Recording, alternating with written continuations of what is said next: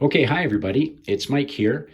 Today I'm super excited to shoot a video demonstrating a new product that we're going to be bringing to market really soon here in Hamilton.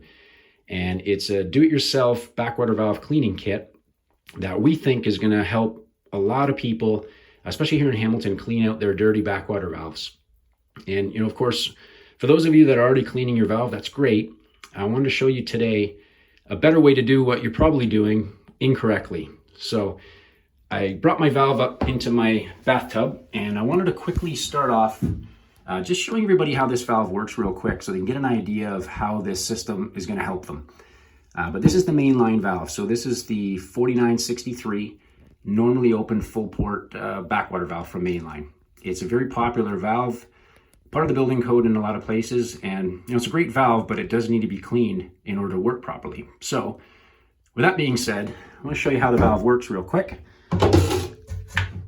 It is basically an open valve that the gate here pivots and closes to block any sewage coming into your house. So the idea there is that your sewage flows out this way on a normal day, and if there's a problem in the sewer line, it's pushing back into your house.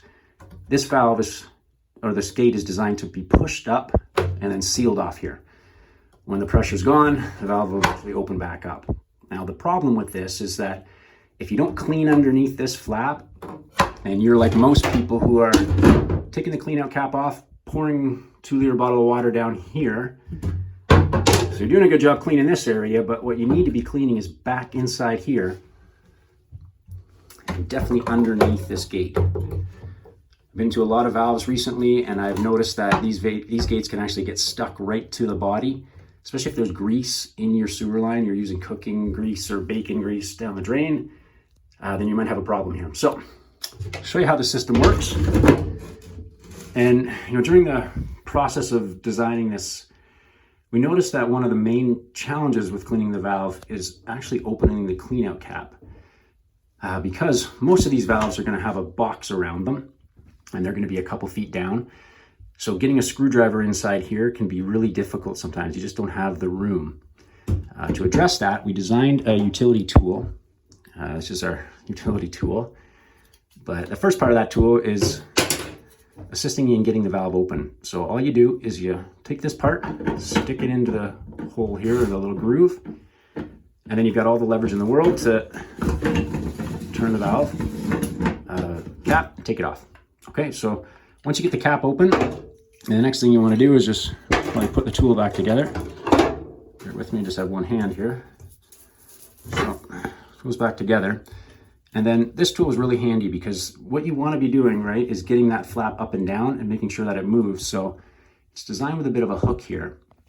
You can get inside and pretty easily move that flap up. And then to move it down, again, pretty easy.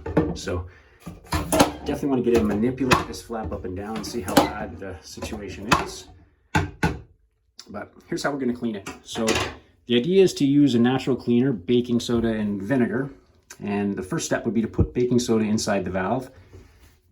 This is 3D printed for now, but it's bent and designed in a way to allow you to puff all to the back and everywhere inside the valve. So you lay this base foundation, sodium bicarbonate or baking soda, and it usually just sticks to all the gunk that's in there.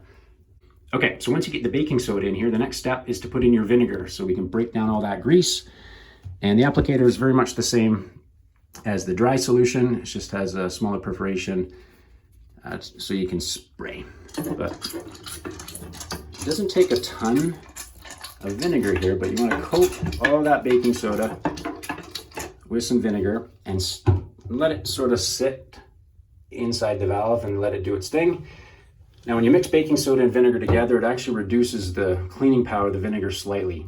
Because the baking soda is alkaline, you're losing some of the pH in the vinegar, and that's okay. The trade-off there is that the baking soda will hold the vinegar in place a lot better than if you just sprayed it in here and let it run off.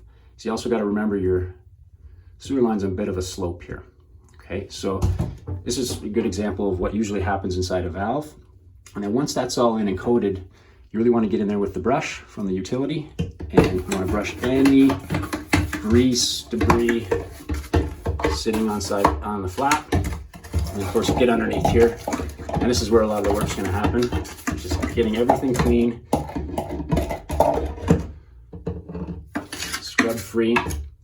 The next step would be then to just remove the rest of it with this sprayer. So this is a pretty basic sprayer, but of course the nozzle is designed again to allow you to get back where you need to be.